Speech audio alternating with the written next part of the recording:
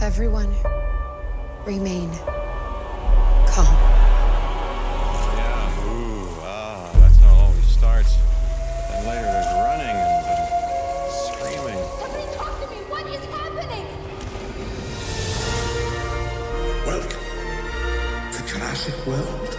You're listening to the Jurassic Park Podcast. You want to consult here or in my bungalow? Hold on to your butts. Well, we're back. Hello and welcome to the 97th episode of the Jurassic Park Podcast. I'm your host, Brad Jost, and we're here to discuss all things Jurassic Park. In this episode, we've got a quick news update for those who didn't get a chance to listen to our special update episode just yet. After that, we've got another edition of Jurassic Pop Quiz with James Hawkins and Steve Hurrell from Jurassic Unicast. This time around, they test Jennifer Terek's knowledge on the Jurassic series. You won't want to miss that one. We'll follow that one up with some more secret information from our informant Travis Stevens in his segment Chaos Theories. This time around, he's got some really great info on who little Cathy Bowman from The Lost World may have grown up to be. After that, we've got another great installment of Amber Finds where Mr. Jaye Jurassick himself kicks off his month-long look at items from The Lost World. You'll be hearing from him each week in the month of May.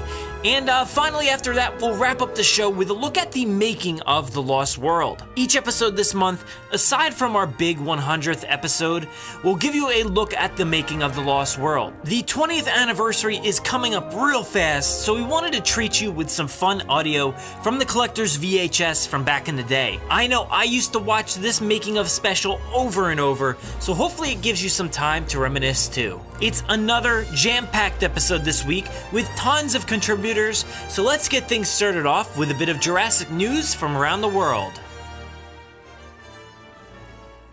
18 minutes and your company catches up on 10 years of research. Access rate program. Access new security. These pictures were taken in hospital in Costa Rica 48 hours ago. I don't want to jump to any conclusions, but look. Boy, do I hate being right all the time. But today, I guarantee it. Alright, let's not beat around the bush here. Jeff Goldblum is back in the sequel to Jurassic World. After so many years being absent from the sequel, we got little hints of him in Jurassic World with his book and whatnot, Chaos Theory, all that. So it's great to finally get confirmation that he will be back, dressed in black, hopefully, and gracing us with his presence in this sequel to Jurassic World. Now, The Hollywood Reporter reported this probably about mid last week, and of course, we posted an episode as soon as it happened. I got Chris Lanham and Jarrett Courtney to come on and talk about this, so if you haven't listened to that special episode yet, we gave a great 30-minute or plus discussion about where we think he'll go, what we think this whole announcement means, if there's going to be anything else involved. It was a long discussion full of great stuff, but as of right now, we don't really know what the role's going to be. I mean, obviously, it's Ian Malcolm. We don't know how big of a role it's going to be. It did say he's going to be appearing in this movie, so, that spectrum could be anywhere from a cameo to a bigger role. Now, is it going to be something that's maybe bigger than Dr. Wu had in Jurassic World? His role was still pretty small in that movie, much bigger than it was in Jurassic Park, but I don't know, his was more of a, not a cameo, it was bigger than a cameo for sure, but I personally think Jeff Goldblum's gonna have a bigger presence, certainly than even Dr. Wu had in Jurassic World, something that, makes more of an impression and means a lot more to this series, and I don't know, this whole time, as this whole announcement's going on, he's off in Australia, giving away sausages or something in a food truck. So, it's not hot on his mind at the moment, but with all of us in the fandom, we're going crazy. We love this.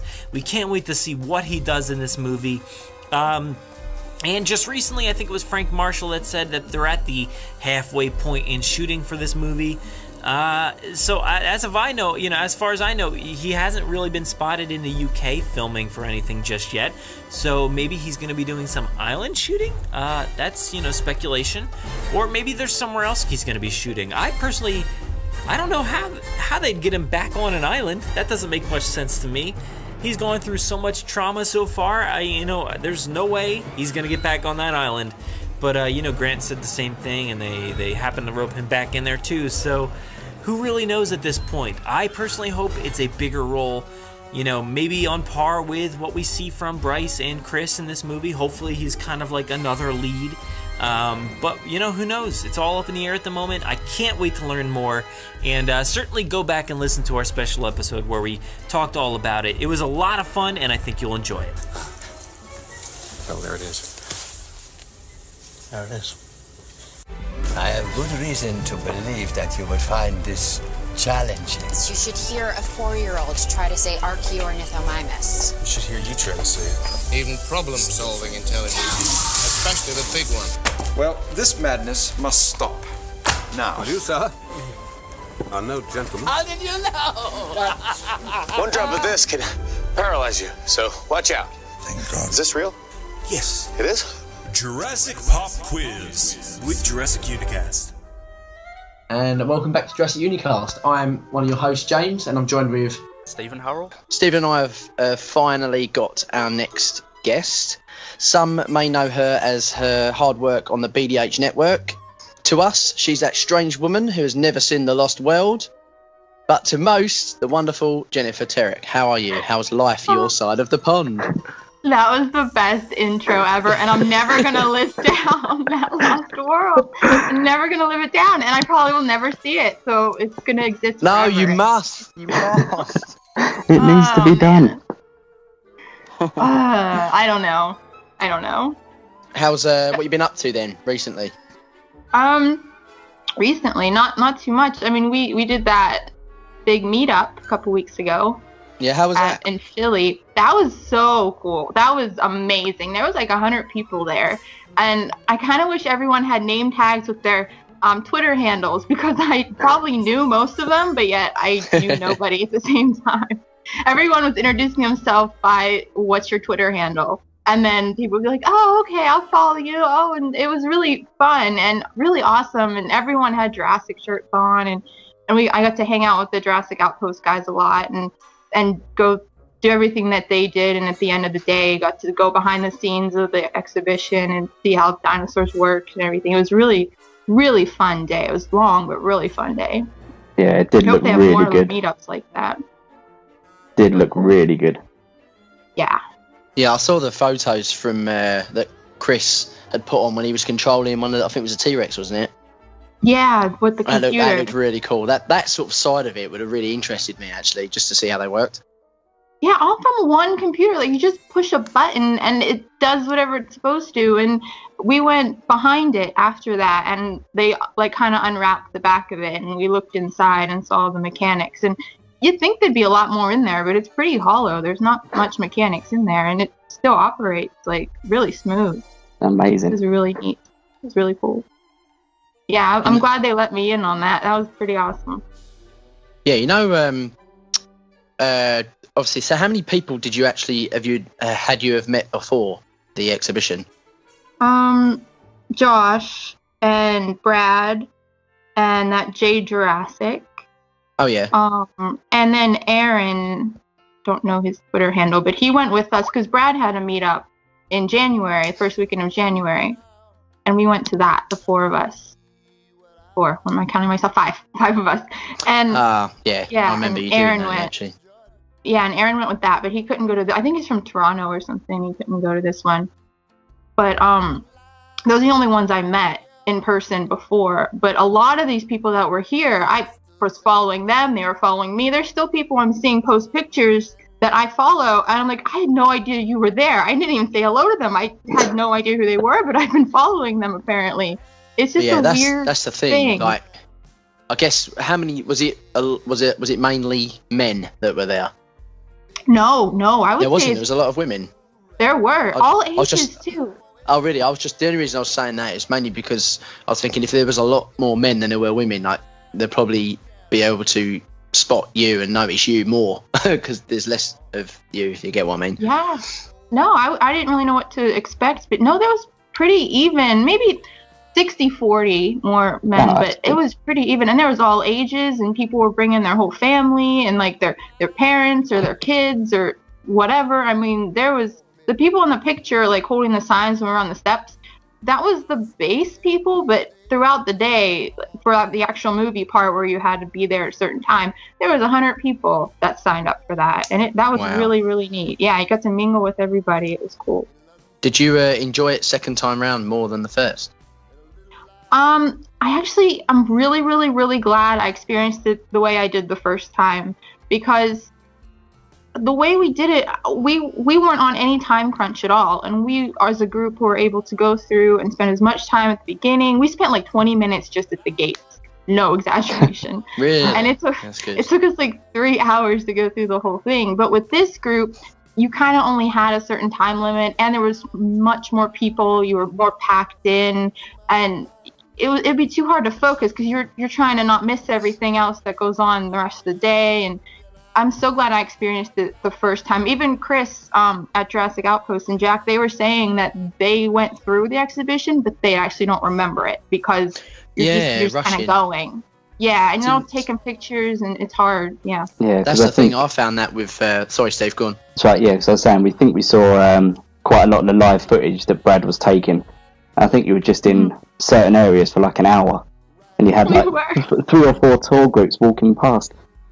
Yeah, it kept emptying out, and then because you come in like on the boat, and then they'd come in a group, and then the next group go on the boat, and then they'd come in a group, and they'd all go through and would be at the gates for like 3 groups would go by, and then it'd be so quiet, and it would just be you, and that was the best part because it was like just you in here, and then the whole crowd would come through again. But those moments of just you in quiet with the dinosaurs and the gates, like that I wouldn't have had that the second time, and Jack and Chris and them didn't have that, so that's why I'm glad I did go first. Yeah, unless they went the next day because they were staying another day, and I'm sure they could have got it if they wanted to. So maybe they did, I don't know. Yeah, no, it sounds cool. It sounds similar to over here we've got the Harry Potter studio tour. Oh, I've heard of that. Which is it's just on the outskirts of London. And it was only supposed to be going for a few years, but it's been so popular by demand that they've just had it. I reckon it's got to be 5-6 years now, isn't it, Steve? Surely. Yeah, I think it's looking at permanent state. Yeah, I've been. They're constantly upgrading it. You know how the one in Florida they brought in the train and all that sort of thing. Well, over here it was literally there was free. You start off, you go into like this main hall lobby, and you get your tickets to go in. And you've got the cupboard under the stairs, and then you go into this big, like almost like a theatre, cinema sort of screen, and it takes you into the Great Hall, and then you're in the Great Hall, and it's like you're like, oh my god, wow, because you're actually in the Great Hall, and it's to perfect scale as well. But like you said, you kind of feel like you're rushed, but I was in there for so long, and the guards were like, come on, you need to move on now. This area is the area you have to move on from. You can't stay in here. I was like, but I want to stay in here. But luckily with Jurassic though, you don't have that at all. Once you get on in the boat room, I guess they call it, and that lets you out, you're not supervised at all. You could stay in one room for 6 hours until they close if you wanted to. Yeah, that's the thing with the Harry Potter. The first section you have to go through but after that is like the Jurassic World one where you can stay as long as you want, but you can't go back. Oh, okay. You can't go back into a previous room, but you can, however, stay and take as many pictures as you want and for as long as you want in one room. It goes from, in the Harry Potter one, it goes from the Great Hall into the sets. So you got like the dining room, not dining room, sorry, the dorms, and Dumbledore's office, and Snape's chemistry room, things like that. And then it moves on into like the special effects, like all the makeup artists, the prosthetic masks, and all that sort of stuff. And then goes outside to the big night bus and Privet Drive and stuff. But they've added a lot more since, which has been really cool.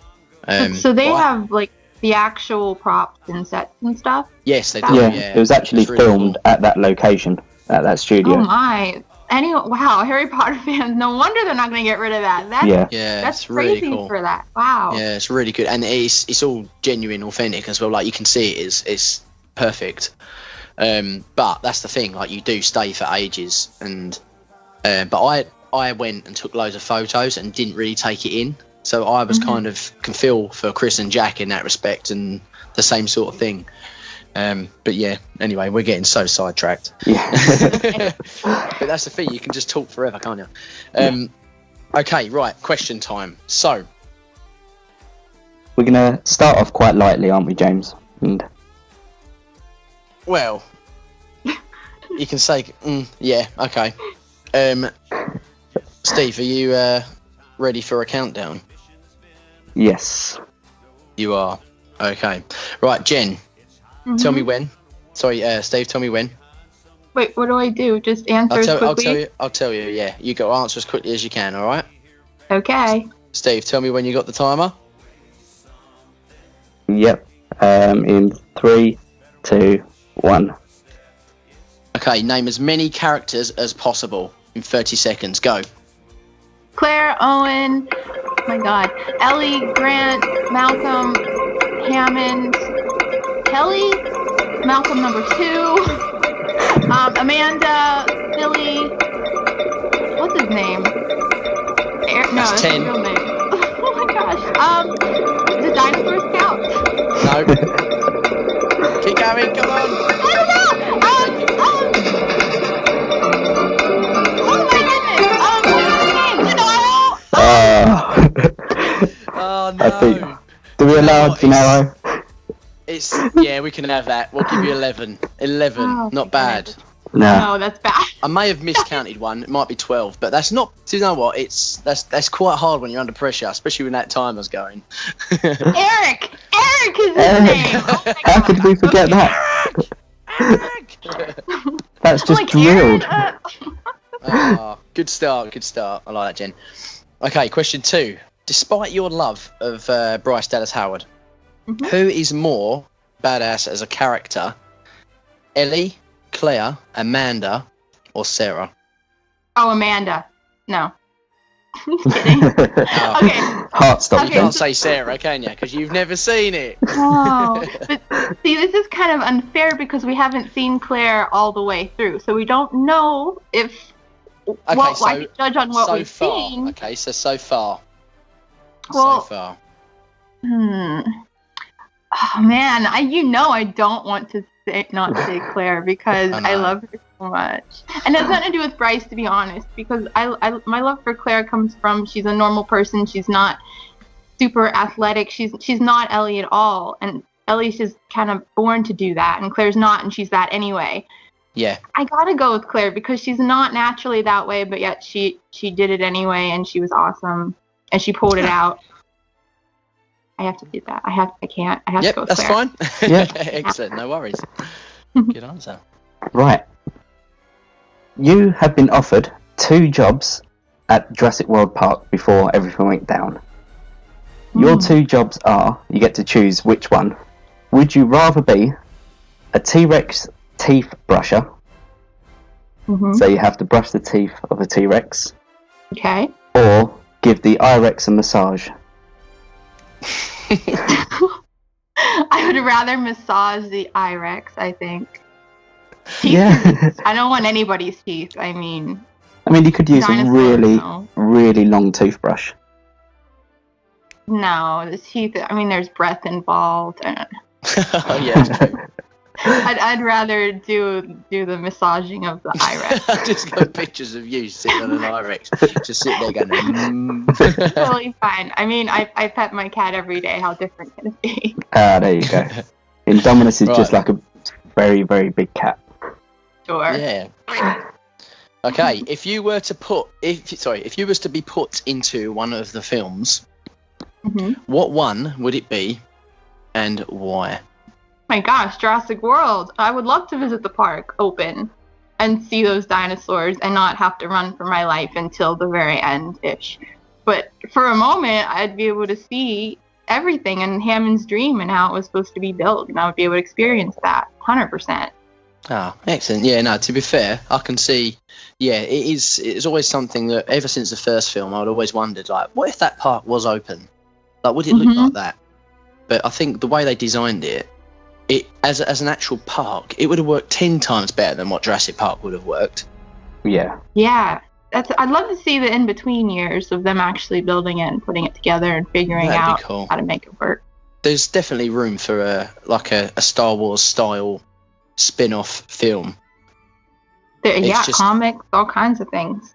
Yeah, definitely. But I think that'd be pretty cool. Right, anyway, Steve, go on, your turn. Okay.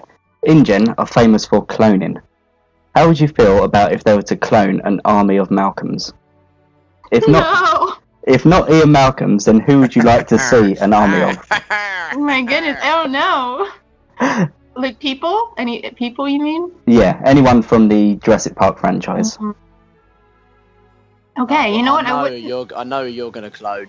I'm trying to stay away from the obvious. I mean, yeah, I would love a million Claires. That would be amazing. But from a realistic standpoint, I wouldn't mind cloning a lot of Grant because he loves what he does and he knows his stuff, and that's kind of a dying thing. And so if we had a million of him really uncovering dinosaurs and searching for them, it wouldn't be a dying breed of people that do that. So I'd go with Grant. Although I would love to pick Claire for obvious reasons, but logic, Grant. And don't forget that we've got Dennis Nedry as well. Oh yeah, why would I? Just a million Hawaiians. That's nice. Oh my gosh. No, and no Malcolms either. That's too much. Question from me: why have you never seen The Lost World? Pretty much the greatest movie ever made. I don't know. I don't even have an answer because I was 3 when Jurassic Park came out, and I never saw it in theaters, but it was always on TV. Now, for some reason, The Lost World, I guess my parents thought I was still too young, so I'd be, 8 or so. And so they didn't take me to see it, and it never really was on my TV. My dad never really showed it. So it's my parents' fault, I guess. And then as I got older, I mean, I never grew to it because I had no sentimental feels, and Jurassic Park was everywhere. And then Jurassic Park 3 was finally my age group to see it in theaters. I don't know how old I was, 10, 11, something like that. And that's old enough to see it. So Lost World just fell in the cracks for my age group, I guess. I don't know. But has nothing made you want to go back to it? Because you must hear everyone sort of rave at how much they like the film. Don't get me wrong, it has its flaws, just like all of the other 3 do. But I think it would be a good preparation for the new film coming out because it's a very dark sort of look towards Hammond's creations. Well, I've seen bits of it, if not the whole film in pieces, because it's always on TV, and it's been here. I mean, I know a lot of the scenes, and I think I know what happens, kind of for the most part. I just never sat down and watched it from beginning to end, but I know the feel of it. I know it's darker. I do have a good grasp, I guess, of the scenes in general, but so I have that part down, maybe. But the whole movie, yeah, I don't have a desire to see the whole thing. The parts I've seen don't really intrigue me. I don't know. They don't really interest me that much, the parts that I have seen, so I don't know. The dialogue alone is just great. This is when you hang up on me and we end everything because I'm being shunned from the entire... We've got another 7 or 8 questions. I am considering it. You should have saved that one for last, so at least you would have had a long talk. Yeah. Oh no, the last one's better. Don't worry, the last question's better. Okay, Steve. I think it's your question, isn't it? It is, yeah. So they used tranq darts against the Pteranodon scene in Jurassic World. Mm-hmm. What do you think happened to the bodies after? Because obviously in the end battle, the whole of Main Street is clear. There's nothing around. Do you reckon they just cleared it up or left them to wake up on their own? Oh, me and Brad had a really good discussion about this, and I don't remember what my good answer was. So I'm going to try to make up another good answer. Probably doesn't match my original, but I think we decided that Hoskins people come in and just dump their bodies in the lagoon, and the Mosasaurus eats them. Good theory. Actually, I've never heard that one. Maybe I need to go back and listen to that episode because I didn't think you. That might not actually be in the episode. I could have just made that up now, thinking I put that in the episode. But I like that. I know Hoskins had something to do with our scenario, but I like that he he either picked them up and put them somewhere, or he probably has no value for them, dead or out or anyway. So he just put them in the lagoon, and they got all eaten up. Right, my question is a simple yes or no answer. There's no maybe or buts or anything. It's yes or no. Okay. Yeah. Or no. Okay. Yep. Do you feel ashamed to have JP3 on VHS or DVD and not The Lost World? No, Oh, I don't feel ashamed. okay. I don't. I saw JP3 in theaters, and I got it for Christmas, and no, I don't. I will turn you. You will be a Lost World fan. Okay, good uphill battle for you there. Okay. And don't forget the scenes with Bryce Dallas Howard in The Lost World. Oh yeah. Oh, Forgot about them ones. right. Forgot about them ones. She was a child in it. Yeah, somewhere towards the end, but you got to watch it from the start. Okay. Could you run like Claire in heels? Yes, You can. very easy. Because I had to do it a couple times. Not from a T-Rex, but I'm late for everything. I'm late for everything I do. Like, I was even late for this podcast almost. I'm late for everything. So I'm always running. So no matter what shoes I'm wearing, and it feels a lot of the time, yes, I run frequently in them. Not like full speed T-Rex run, but I do it enough. Okay. So I could That's do quite it. a skill. I don't think I could do that. I'd be a bit worried actually if I was doing that.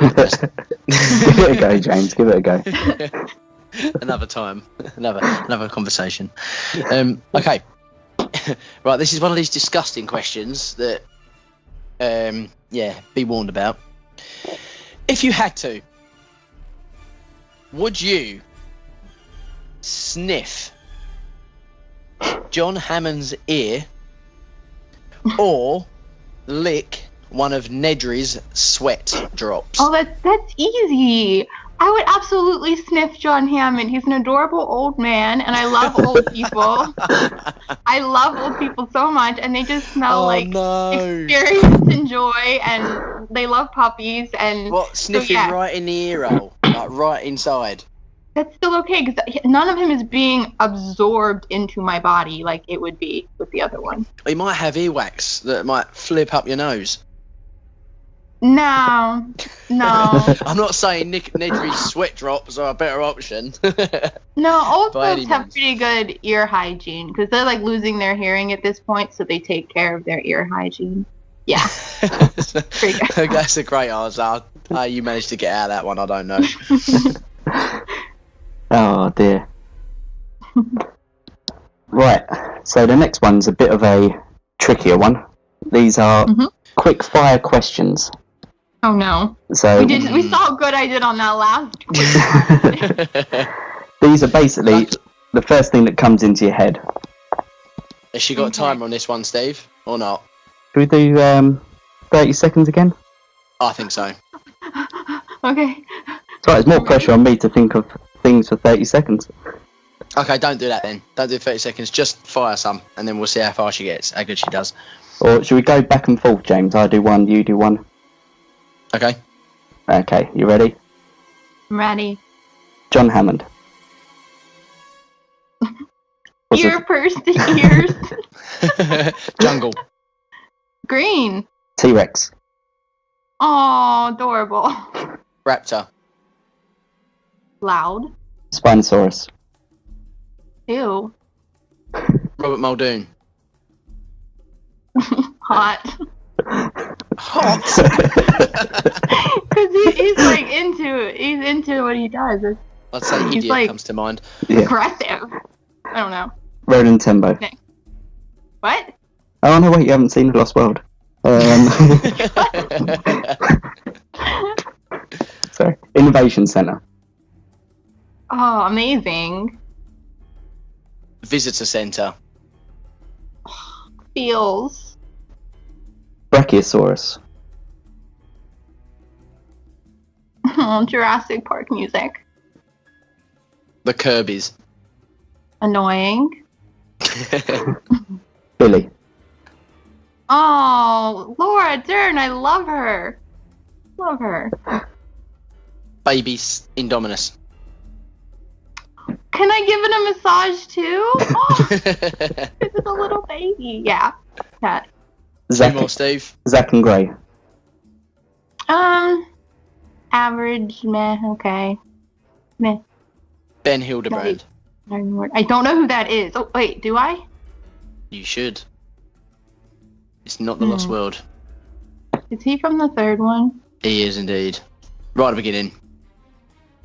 On the parachute. Oh, right. He's that character I couldn't think of when I was doing the lightning round there. Forgettable. There you go. Good way, that's good, yeah. Tim and Lex. Jello. Nedry. Oh my gosh, the squeezy thing, that stress toy. I want that. Perfect. So we can take a lot away from that, and yeah, I'd say you was probably better at that than you were the first ones. Yeah, these was the timing. Characters on. Yeah, definitely. Oh if you'd have done the timer, it would have been a mess. It would have been. Oh, we should have done the timer now, Steve. Oh dear. Oh well. Okay. If you could make a hybrid dino, what would it be made of, and what would you name it after? Oh, that's tough. Well, okay. I always liked a Stegosaurus. Mm-hmm. And my dad always liked a Triceratops. So we'll put the Triceratops head, Stegosaurus back, and then the tail. My goodness, what's the dinosaur with the big tail with the big ball at the end? Ankylosaurus. Yes, that is a tail, and that would be my dinosaur, and I would call it Harry. I was going to say, you can't just call it Harry. So it'd be called a Harryosaurus. Yes, it would be adorable. It would be great. Okay, if anyone wants to feel free to draw this Harryosaurus. They can have raptor claw, like the raptor. It'd be greatly appreciated. Raptor claws. Yeah, like the raptor claws. Okay, so we have the trike head, a Stegosaurus back, ankylo tail with the raptor claws. In the front, and the Brachiosaurus feet in the back, but not. Poor bastard. Not actual size Brachiosaurus feet. Just the stump thing. Yeah. Okay. Yeah. And it's called a Harryosaurus. Yes. Right, Steve.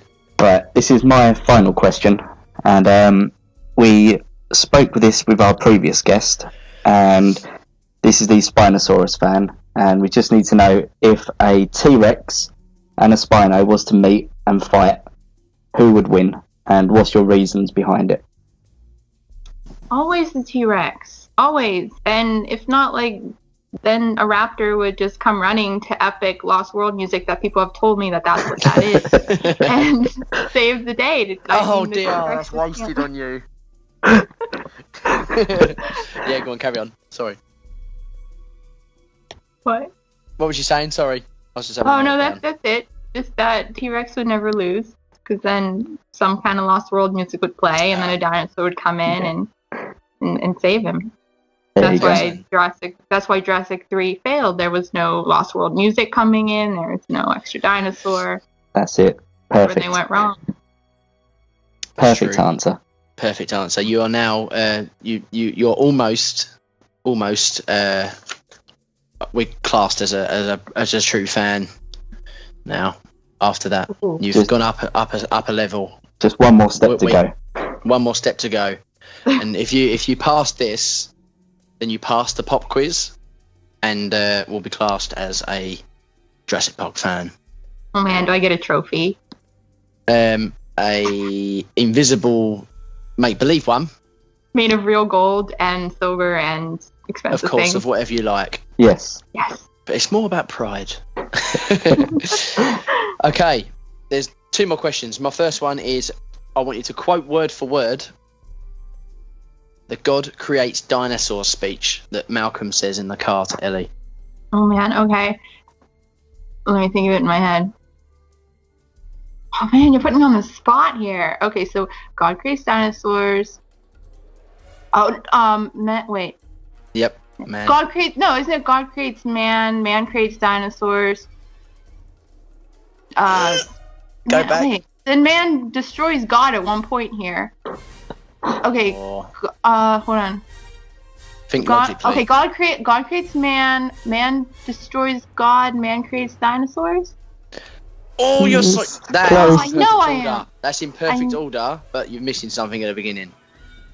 Okay, hold on. Because man doesn't create God. No one creates God, right? He's just there. No, but what creates dinosaurs? Man creates dinosaurs. Does God create... Oh, wait, no! There's a step in there! Okay, God creates dinosaurs. God destroys dinosaurs. Man destroys God. Man creates dinosaurs. Missed one again! Oh, crap! Hold on. Okay, was I close? Like, was I there? Okay. Really close. Yeah, nearly Okay, there. You can do it. Did the other guy get this or no? Am I close? This is the first time we've tried it. But we'll have to keep this in. So God, oh my gosh, I'm all mixed up now. God creates dinosaurs. God destroys dinosaurs. God creates man. Man destroys God. Yes. Man creates dinosaurs. Yes. Dinosaurs eat man, and women inherit the earth. Yes. You done it. Woo! Yes. Well done. 3-5 tries. Yes.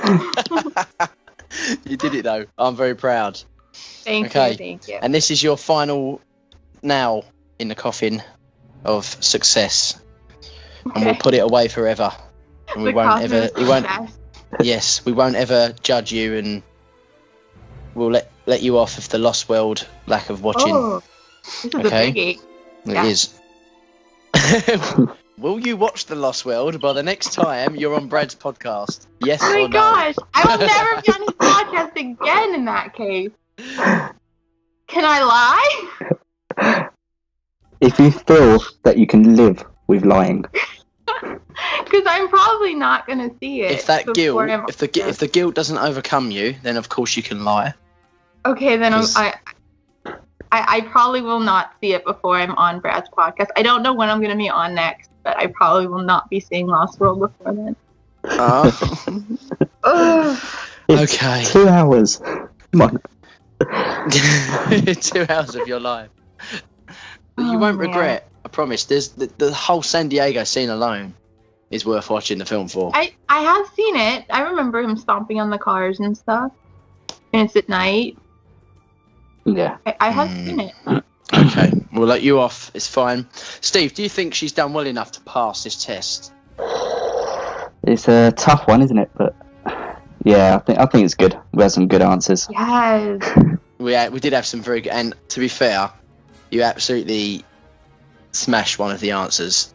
As much as you messed up quite a few times on that last one with the God Creates Dinosaurs, you got there in the end. Yeah. But you answered some very, very, very good questions, so well done. Thank you. Yeah.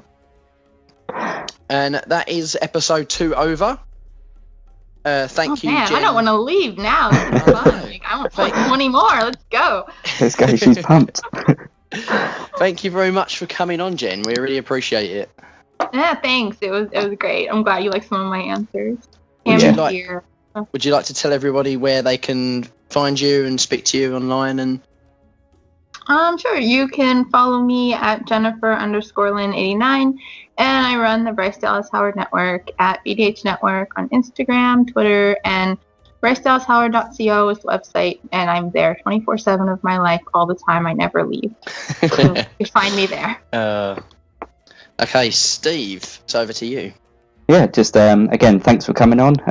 It's been a great talk. Yeah, it was so much fun. I'm glad you invited me. Yeah, and we look forward to talking in the future. Yeah, I feel honored to be. Yeah, we'll definitely have to get together on Brad's pod soon as like a group chat, maybe for the 20th anniversary or something for the Lost World. I don't know. I just realised what I said there. That wasn't intentional. Wow. That wasn't actually intentional. I guess I'm not invited to that one. Yeah. I scratched my invite. No, I'm joking. Of course you're invited. You're more than welcome. Yeah, that would be great if we could do that. That's fun. Yeah. Anyway, right, okay, take care. See you later. Thanks for having me. Bye. Thank you. Bye. Chaos, chaos theories, chaos, oh chaos theories, plot lines, outlined on theory, chaos, oh chaos theories, InGen will do anything to get their hands on my information. My chaos theories. Greetings, diggers. Yes, we are all diggers of the truth that InGen doesn't want you to know. This is Travis Stevens, back with episode 2 of Chaos Theories, your source for the deepest, darkest Jurassic journalism that the internet can offer. Today's episode, something you probably all thought about. Cathy Bowman is Zahra Young. Who is Cathy Bowman? Of course, she is the rich little girl from the beginning of the Lost World. She wanders just a little too far from her beach picnic and gets chomped by the comps. John Hammond lets us know she ends up being fine, so we know she makes it through the ordeal. Who is Zahra Young? Zahra Young is Claire's personal assistant from Jurassic World, the one who loses Claire's nephew, Zach and Gray, in the park, while talking about wedding plans on the phone. The one who tragically becomes a mosasaur hors d'oeuvre. Now, I know what you're saying. Of course, we all believe this, but is there any evidence to support it? Number 1. They are both female. Most viewers can agree both Cathy and Zahra identify as female. Number 2. Their hair color. Both Cathy and Zahra have dark hair. Interesting. Both female, both dark hair. Coincidence? Oh, well then, how about this? Number 3. Their accent. Both Cathy and Zahra have a British accent. This trifecta of facts proves without a doubt they are the same person. Now, these facts might not be enough for a few of you. You might be asking pesky questions like, well, why are their eyes different colors? Or, Cathy's family seemed pretty rich, why would she need to work as a personal assistant? Or, why do they have different skin complexions? Or, why do they have completely different names? I will answer all of these pesky, nagging questions immediately. Let's go back to 1997. Cathy Bowman is somewhere in the range of 7 to 10 years old. We know that as of 2015, Zahra is about to get married, putting her in the age range of 25 to 30. Both of these characters could easily have been born around the year 1990, give or take a few years. Their ages match perfectly. The thing that has always bothered me about this scene is also a linchpin for understanding everything. How is it that a privileged young girl meets what is clearly a dinosaur and identifies it as some kind of bird? This thing doesn't have feathers, a beak, wings. It's not flying through the air. There's literally nothing birdish about it. This girl should have the best private education that money can buy, and she calls a dinosaur a bird. I did some investigating, and it turns out her family might not be as rich as they seemed. Her parents, Paul and Deirdre, were struggling financially, as so much of the British landed gentry had before them. Massive UK tax rates had turned the rich into paupers with impressive table manners. Paul even tells Deirdre to let Cathy enjoy herself for once. They're apparently too poor to give Cathy the simplest opportunity for joy. It's tragic. They had so little money they couldn't even send young Cathy to school to learn about things.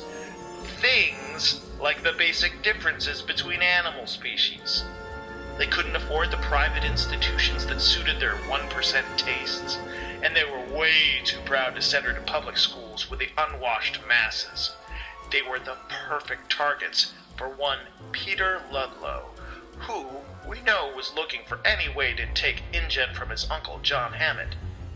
Pete offered the Bowmans a ritzy yacht trip near Costa Rica, made sure the crew took them to Isla Sorna, also known as Site B, and boom, incident. exactly as planned. Soon after, the Bowmans settled out of court with InGen, a nice little payoff that easily covered the cost of Cathy's reconstructive surgeries, which slightly altered her physical appearance.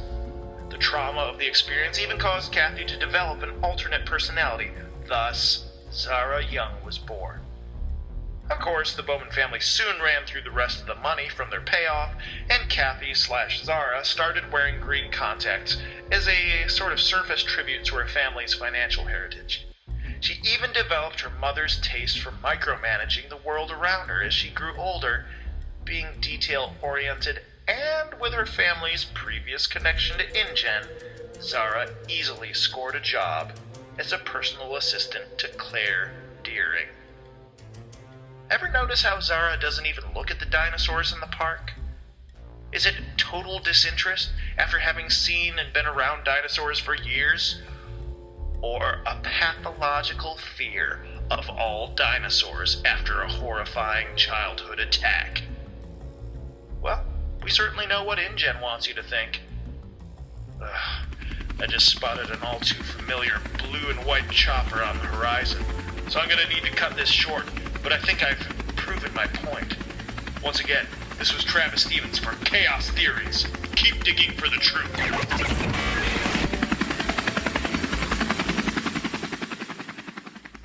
Who's got some change? He takes quarters. I got a buck 10. How'd you get it? You don't want to know. Her name, we got it. Where did you get that? I got it on eBay. When they're expensive, put them back. He's a digger. Muchacho, let them loose! I had promised to conduct a very thorough on-site inspection. And get stuff in the sale. Yeah, it's pretty amazing. I got it for $150. But we'll pay it. And then there's the merchandise. I can personally... Donald, this park was not built to cater only for the super rich. That first park was legit. I could write all kinds of numbers on this check. I remember that on InGen's list. It's because it wasn't on their list. This fossilized tree sap, which we call amber. Hello, Jurassic fans. What's going on, guys? Here with another segment of Amber Finds. And, well, we're getting close to one of my favorite movies out of the series. And I know if you guys have been listening to Amber Finds, you guys know very well that I am a huge fan of The Lost World Jurassic Park. And the anniversary is coming up. It's crazy to think it's been 20 years since Lost World has come out. So it was 20 years ago on May 23rd, 1997 that I was in line waiting to watch this movie.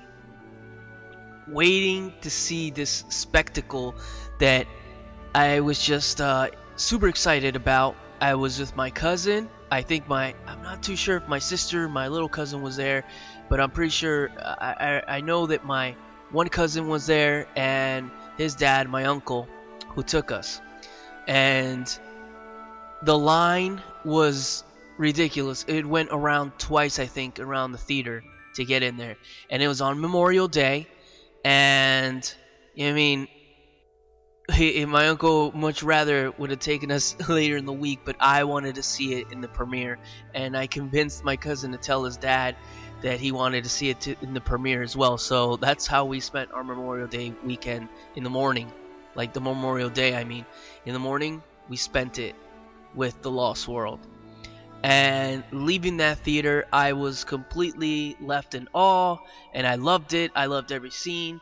Even the controversial ones that people seem to talk about that takes them out of it. I loved all of it. Lost World is my absolute favorite. And Malcolm is my absolute favorite character. And now, spoiler warning, if you haven't found out, I'll give you a few seconds to, fast forward.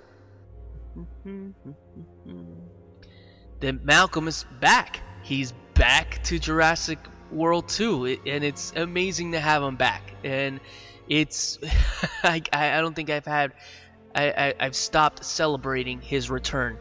So, in light of The Lost World and its anniversary coming up, the next couple Amber Finds are going to be short, but they're going to be really cool because I'm going to be talking about all Lost World items.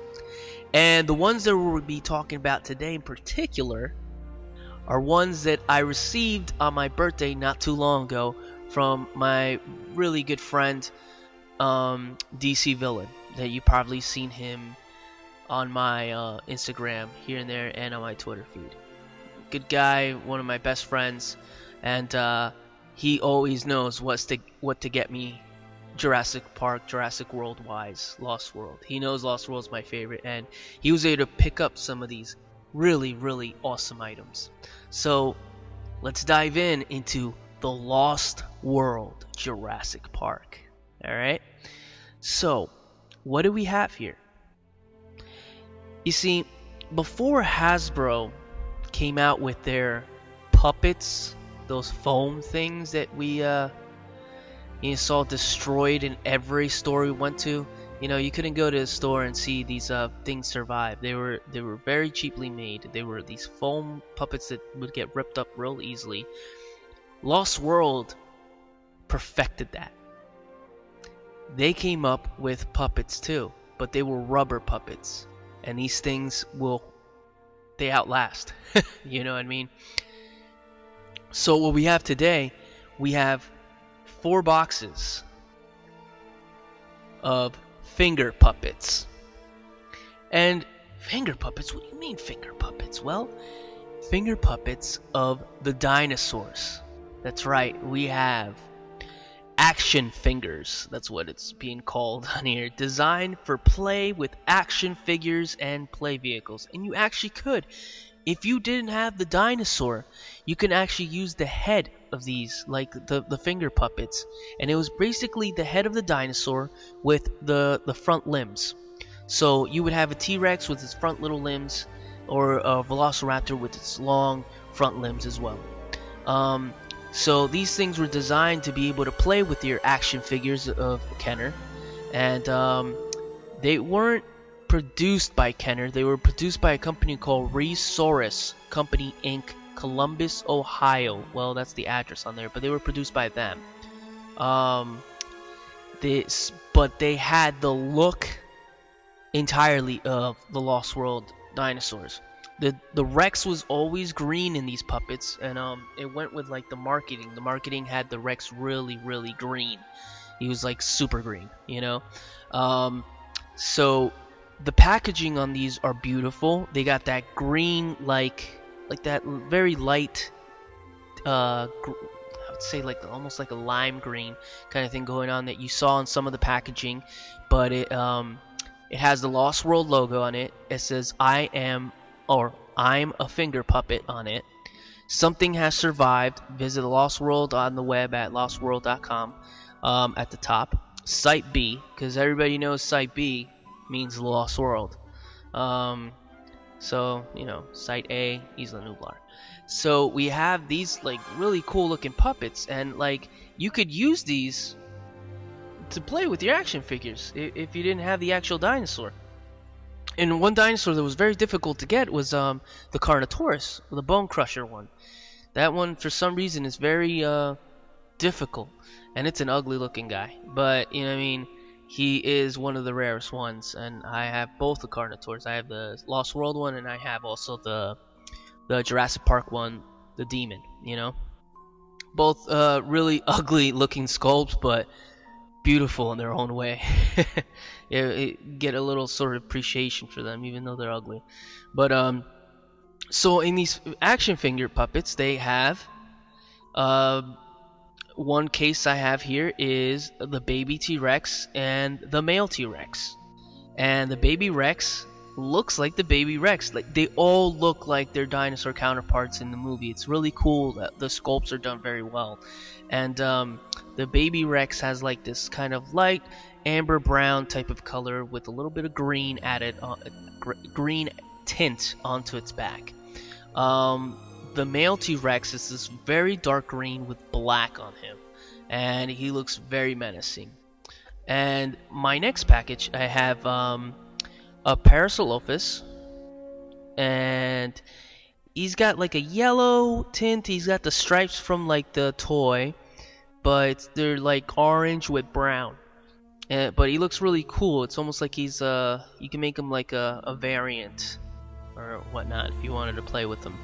And you got the Velociraptor. And the Velociraptor comes in the classic Jurassic Park look. It has that brown, like orangey color, but almost, you know what? It actually kind of looks like the Lost World version of the original Raptors.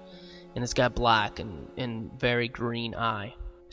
We have the other one, which is Pachycephalosaur, which looks very much like the Lost World one. It has somewhat of the same coloring. And it has a Carnotaurus, which is great.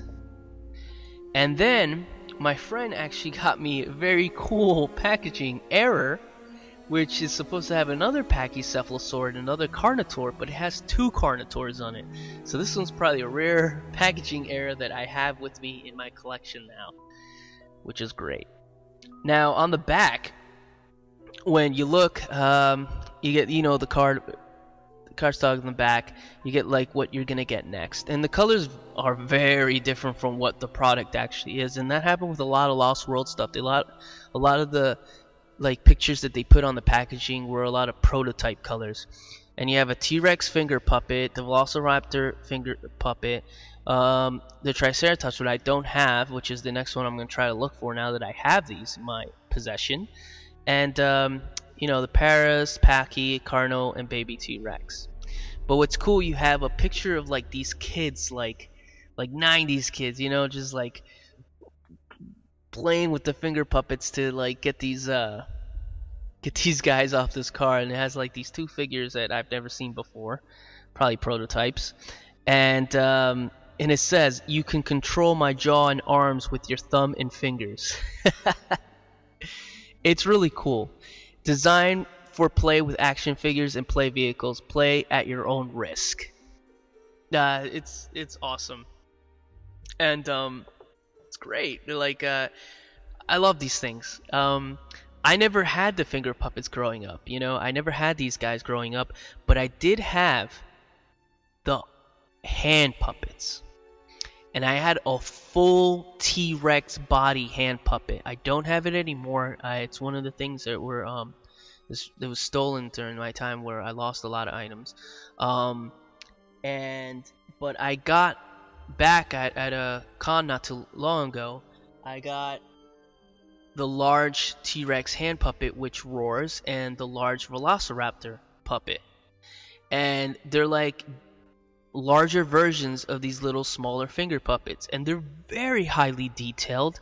They're beautifully painted, and from anywhere that you look, it is a Jurassic Park dinosaur. You can tell from far away this is a Jurassic Park Velociraptor and a Jurassic Park T-Rex. And they're awesome, dude. Like, they're really great to have.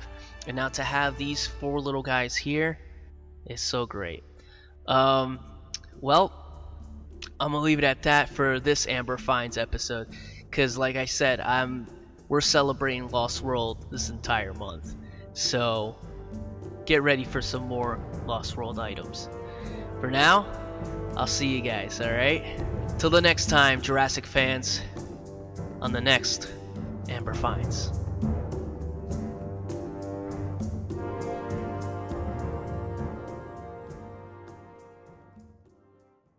And now let's listen to part 1 of 4 of The Making of the Lost World.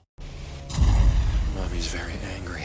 This will give appearance nightmares. No, I'm simply saying that life, finds a way. Is that good? You find him? Fantastic. Just the parts they didn't like. I believe I've spent enough time in the company of death. Hang on, this is gonna be bad.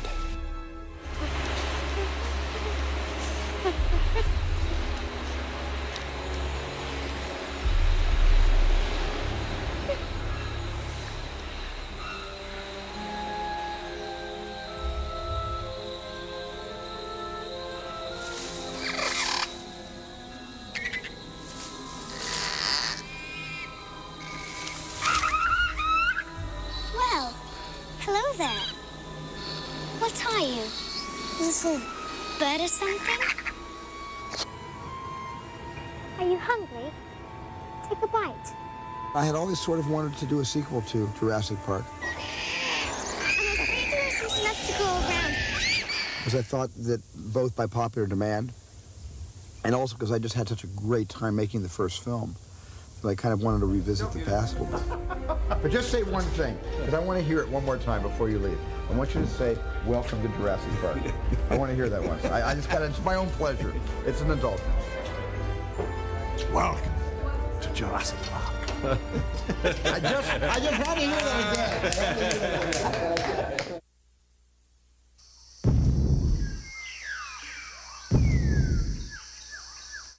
It was really the story that compelled me to make this movie. If I really hadn't found a story I was interested in, this film would have just been a nice memory, the first one.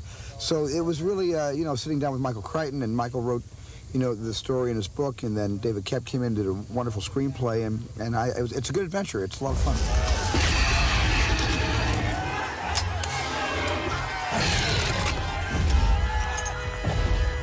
When Michael told me that he was going to write a book, and he was thinking about calling it The Lost World, I immediately was thrilled because I'm a big fan of Sir Arthur Conan Doyle's book, The Lost World. And even though these two subjects bear no resemblance to each other, the idea of being inside a prehistoric world that exists somewhere in this world today, and not behind electrified fences, not a theme park or a ride, but actually a jungle of dinosaurs in the wild, living without the intervention of man, that really compelled me. And I thought, wow, what a great story. Right, so you say shoot him, and he says, look, just protecting their baby, and you're saying, so am I. Absolutely. I think Stephen was the first person I met in the movie business. It was in 1970, and Universal had bought the Andromeda Strain, but they hadn't begun production. And one day I just drove up to Universal and met the production person who was supervising the project, and she said, would you like to see the studio? I'd never seen a movie studio. I had no real idea. And I said, yes. And she said, well, we have this really talented young man that we think is very wonderful named Steven Spielberg. And they had him come, and he took me around the studio and showed me what it was. And he was about to do a Night Gallery episode with Joan Crawford. Thank God for Site B. Site B? All the characters in The Lost World are based loosely on real people. Hammond, I suppose, has that quality that the people who are trying to attract venture capital have, in the novel anyway, which is a certain unscrupulousness. And by now we have a complete ecological system on the island with dozens of species living in their own social groups without fences. I really wanted to do the dark side of Walt Disney. Don't worry, I'm not making the same mistakes again. No, you're making all new ones. Lost World, he is the same man, but he's somewhat chastened. He's somewhat tempered by what has happened before. But the old temptations and the old adrenaline comes up again, and he takes risks again. Public opinion is the one thing that I can use to preserve it, but in order to rally that kind of support, I need a complete photo record of those animals alive and in their natural habitat. He says he's going to send some people on land, a few people, which I say is a horrible idea. To sort of document them. I say people can't mix with dinosaurs. It's going to be bad for the people. So he says, well, it's too late because your girlfriend, Julianne Moore, Sarah Harding, the paleontologist, is already there. She didn't tell me. She knew I would have stopped her anyway. She went down there, and she's there by herself. And that's why I go down there, to get her out of there. This is magnificent. Oh, yeah. Ooh, that's how it always starts. But then later there's running and screaming. I think the Ian Malcolm character in this film was much more of a sort of constructive force in moving the adventure forward, as opposed to, in the first film, Ian Malcolm was along for the ride, and he was kind of the critic. He stood around and badmouthed everybody and told everybody where they were wrong, and he was right in declaring everyone else wrong. But he was kind of along for the ride. In this sense, he's leading the journey in The Lost World. Sarah, when Hammond called you, why didn't you say something to me? Because I knew you would have stopped me from coming. Dr. Harding is a paleontologist who's been sent down to the island to study the animal's behavior. So she's part of a team of 4, and she's just there to study their nurturing habits. Steven said, I think this movie is about hunters versus gatherers. And that simple statement gives you, makes a writer's mind really whir, because you can think of lots of characters on each side and how they would very naturally come into conflict. You have a bunch of different characters with strong objectives thrown into a very serious situation. And people aren't being polite. They are trying to get their objective across and also try to survive. And so, it's very high stakes here on this island. We're stuck here, ladies and gentlemen, and stuck together thanks to you people. We came here to watch. You came to strip mine the place. Back off. At least we came prepared. When you put together, one group of harvesters, we call them the hunters, and another group of dinosaur advocates, it's more than just running from dinosaurs. There's a lot of, pretty good emotional human drama in this one. Rex just fed, so he won't stalk us for food. Just fed? I assume you're talking about Eddie. You might show a little respect. The man saved our lives by giving his. Then his troubles are over. My point is that predators don't hunt when they're not hungry. Roland Tembo, last of the philosopher hunters. By the time we meet him, I think, in the film, he's actually had enough of all that. He's done it all. He's tracked and shot everything that there is possible to track, except for the major prize.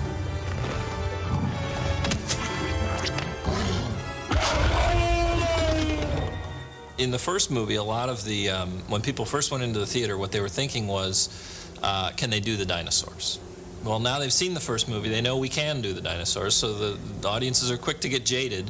So now the question is, sure, you can do dinosaurs, but what can you do with them? So there is a little sense of, trying to make something more spectacular, more impressive, even than the first movie. Ready?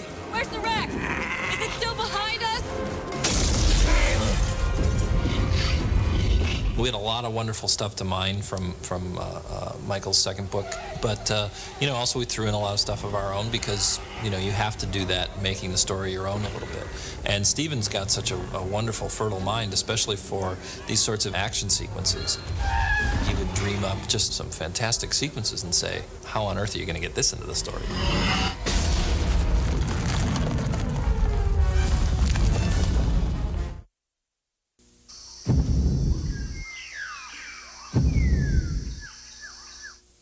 To prepare a production of this size, you just can't throw this together in a 4-month normal prep for a normal drama or comedy. You really need months and months and perhaps even years. And so I began prepping the movie, I'd say officially 12 months ago, and began sketching and designing some of the sequences about 2 years ago. Steven invited the storyboard artist and myself to dinner, and we just started storyboarding one of the scenes from the book, and then it just evolved from there.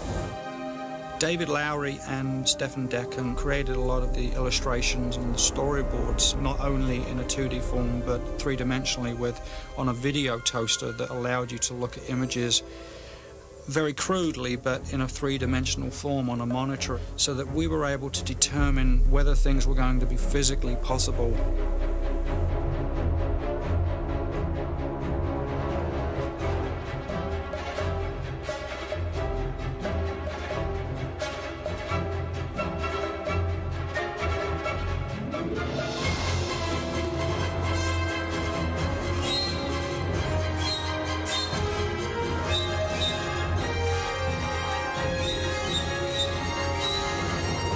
In that way, we create kind of a whole filmscape or a sort of a landscape of what the film is going to look like from beginning to end. Steven would create these wonderful ideas for sequences and storyboards, and what we would do as a group, we would sit down, review and analyze the storyboards. What we tried to do was to talk about the shots openly and see whether we could make slight adjustments in the framing of the storyboard so that we could, try and do shots practically, rather than spending more and more money on CG. One of the things that Stan Winston and myself got heavily involved in both movies, Jurassic Park and Lost World, is trying to do the best animatronics possible. And when you're dealing with creatures as large as we're dealing with, you're moving lots of weight.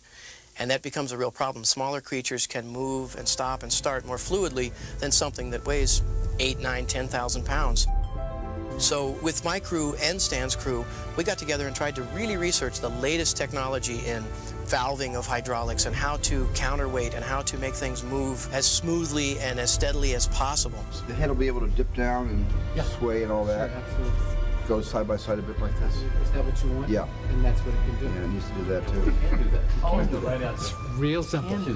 Well, we certainly wanted to raise the stakes, where Stan Winston was concerned, because Stan himself wanted to be able to retool all the animals and give them even more smooth, lifelike, animal-like movements. I thought he did an amazing job in the first one, but Stan, as an artist, is also not satisfied with himself, and he wants to improve on his work, and he had a chance, an opportunity to make dinosaurs that were even more lifelike in the mechanical field, and he really did that. For me, the magic is you not being aware of the technology, you as an audience not being able to differentiate between the live-action world and the CG world. And I was concerned that possibly because of everything that everyone had heard, that Lost World would go completely to the CG world, but it didn't, and I'm thrilled about that. It would be neat if we could have these guys going. Oh, really fast? Really fast. Yeah. That'd be great. Yeah. Got to do that. The first part of the process is doing our research, talking to paleontologists, reading all of the research, looking at all the research we can find to be paleontologically correct, then hit the drawing boards and start drawing the new dinosaurs. Once the two-dimensional rendering is accepted by Steven, then we move forward to the maquettes, which are three-dimensional sculptures of the dinosaurs, and once those are signed off, we go to full-size dinosaurs. When Steven comes and gives his input and what he wants to see, that gets us that much more excited about what we have to do and the need to do more things. And then when Jack Horner comes in, and you're talking about one of the great paleontologists, and looks at something and says, that's it, that's the way it would be, and gets excited by looking at our dinosaurs, that excites us. When people ask me, what's a dinosaur really look like? Where can I see a dinosaur? I tell them to go see the movie Jurassic Park, right? I don't tell them to go to my museum. I mean, what they actually look like and what they were like, all the information is here. You have to make sure that the movie's credible. And Jack was very influential in what I would like to call the design and research phase of The Lost World and Jurassic Park. He came in and worked with us on the designs of each of the dinosaur characters and was involved with the authenticity of the movement of the characters with ILM and with Stan Winston. The thing that I'm excited about is if you see the storyboards. Are you hearing this? Make sure to visit JurassicParkPodcast.com to find all our past episodes, brand new news articles, information on how to contact us, and much more. It's a great source for everything related to the podcast, and of course, Jurassic Park and Jurassic World. Head to JurassicParkPodcast.com and help us build a great community. Anybody hear that?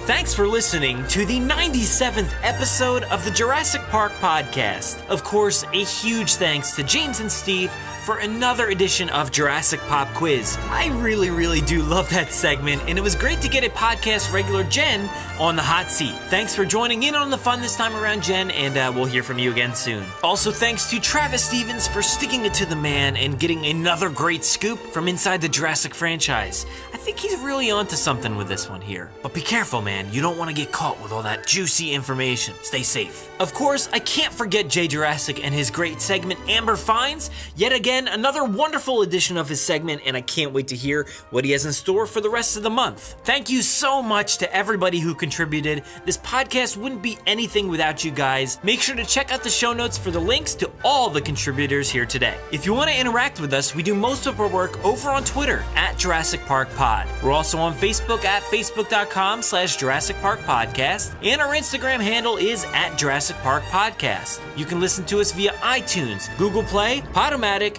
YouTube, our website, or wherever else podcasts are found. So make sure to subscribe to automatically get new episodes every week. If you haven't already, please give us a 5-star review in iTunes or a great review wherever you listen to the podcast. It will seriously help out our rankings and make it easier for fans like you to find us. We're usually spotted commenting on the Jurassic Park subreddit as Jurassic Park Podcast. Don't forget to check out JurassicParkPodcast.com for all the links you heard here today. If you want to get a hold of us, you can email us with any news stories, MP3s, comments, or if you want to debut a segment of your own, just like everybody here in this episode today, send them to JurassicParkPod@gmail.com. Or you can submit questions directly on our website contact form.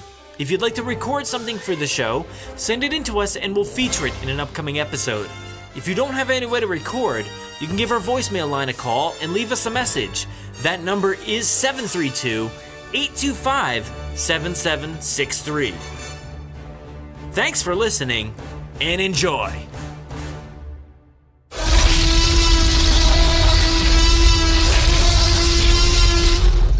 5 minutes. Drop what you're doing and leave now.